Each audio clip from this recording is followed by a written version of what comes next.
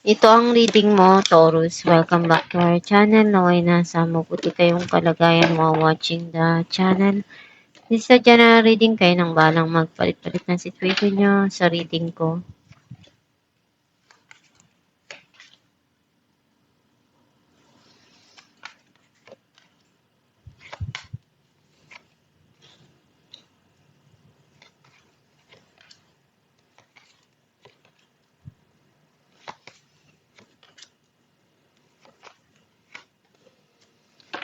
At the bottom of the deck, King of Swords.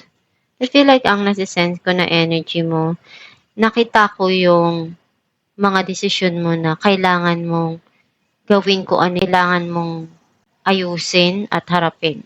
Kung ano yung sa tingin mo tama para sa'yo, ikaw naman yung makakapag-decide kung ano yung talagang magpapasaya sa'yo at do sa mga taong mahal mo at wala ka namang masasaktan sa mga gagawin mo, ikaw pa rin yung magdidesisyon bandang huli. Ang mensahe ng card mo,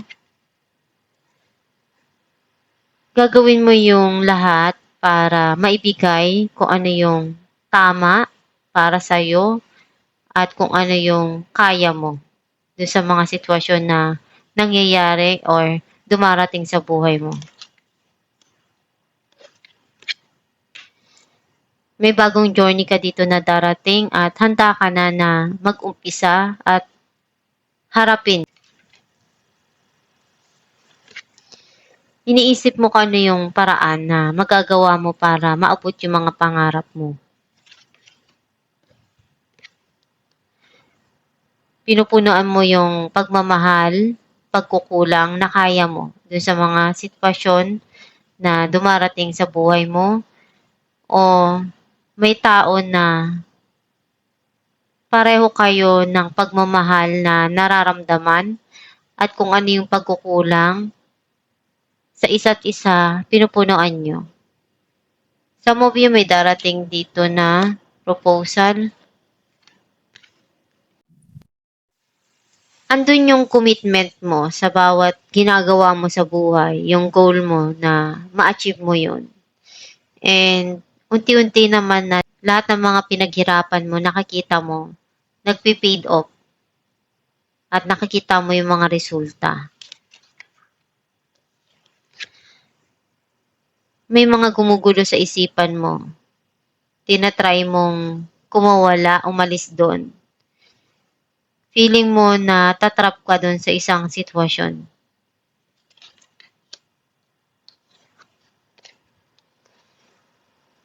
Gagawin mo yung makakaya mo para sa mga pangarap mo, sa goal mo. Hindi ka hihinto or basta magpapatalo. Once na gusto mo yung isang bagay, ibibigay mo lahat ng best mo para ma-achieve yun. Sa move you, unti-unti ka nang nag-heal sa mga nangyari sa buhay mo sa nakaraan.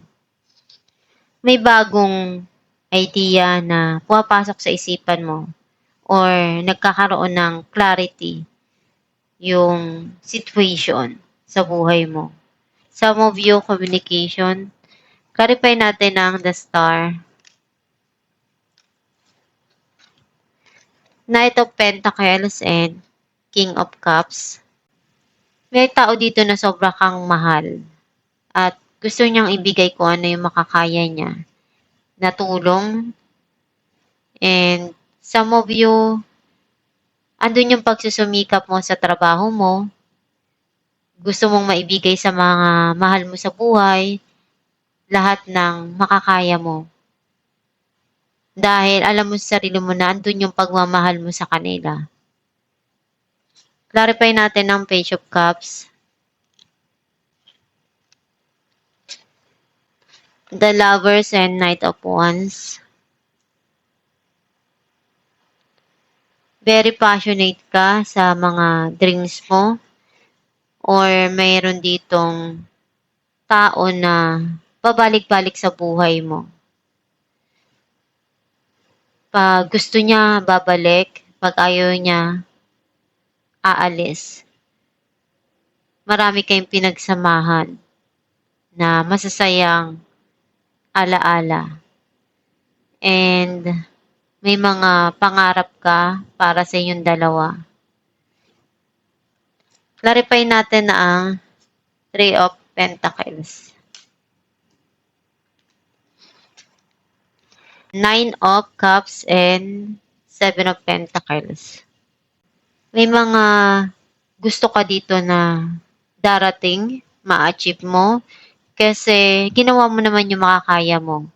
And nagtrabaho ka ng sobra-sobra. Kung dati naisip mo na walang dumarating, unti-unting magpe-paid off lahat ng mga pinaghirapan mo. Clarify natin ang Queen of Wands, Two of Cups and Seven of Swords. Meron dito na very passionate yung nararamdaman nyo sa isa't isa, pero nagkaroon ng pagsisinungaling dito or cheating. Some of you may susubukan ka na gawin para ibigay sa sarili mo kung ano yung sa tingin mo magpapasaya para sa'yo. Some of you nandun yung unti-unti ka nang naghihil sa mga nangyari sa nakaraan na sitwasyon. Clarify natin ang the Fool. Two of Swords and Four of Pentacles. Hindi mo pa rin makalimutan kung ano yung mga nangyari sa buhay mo sa nakaraan. Nag-hold pa ka pa rin doon. And marami ka ng pinagdaanan sa buhay.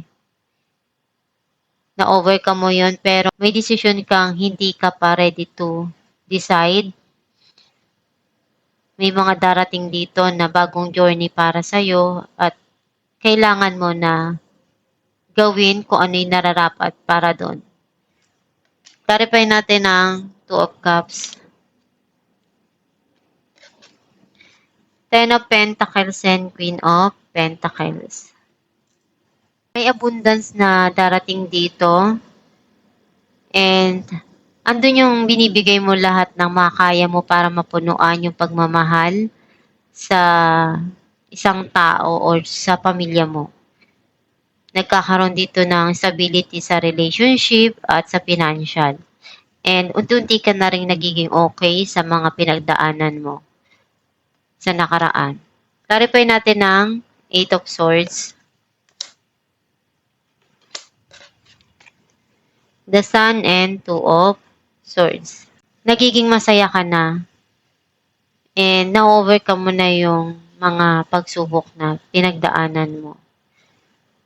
Though may mga bagay pa dito na kailangan mong harapin at pagdesisyonan ng tama para sa'yo. Clarify natin ang Ace of Swords,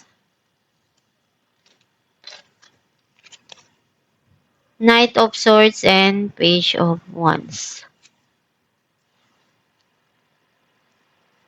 Meron ditong darating na magandang balita para sa'yo.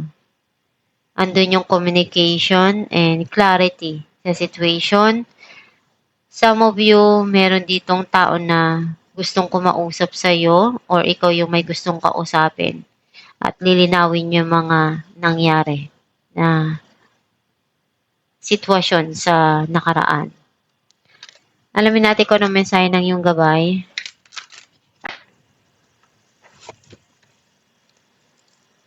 Opportunity to forgive. This situation brings you the opportunity to heal, grow, and release negative patterns.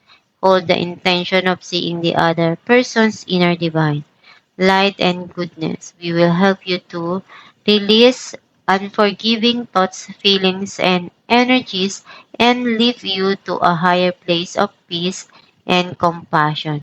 Ang mensahe ng iyong gabay na kung ano yung mga nangyari sa buhay mo na binigay sa'yo ng Diyos na pagsubok, nahirapan ka man doon, nasaktan, unti-unting maghihil yan. Basta isipin mo lang palagi na magpatawad sa kahit sinong taong nakakasakit sa'yo. Sa una, mahirap, pero darating din yung panahon na lilipas din at maghihil din yung sugat na nangyari sa nakaraan. Pwede namang magpatawad kahit na mahirap kalimutan yung mga nangyari. Pero at least alam mo sa sarili mo na kung sino yung kailangan mong pagkatiwalaan at ibigay kung ano yung kaya mong pagmamahal na ibigay sa mga taong nandyan para sa'yo. Gawin mo lang palagi yung nararapat sa bawat sitwasyon na dumarating sa buhay mo. Kung may mga kailangan ka na tulong, magdasal ka lang palagi para magabayan ka ng Diyos at matulungan ka, mabigyan ka ng mga idea na makakatulong sa buhay mo, sa mga pinagdadaanan mo.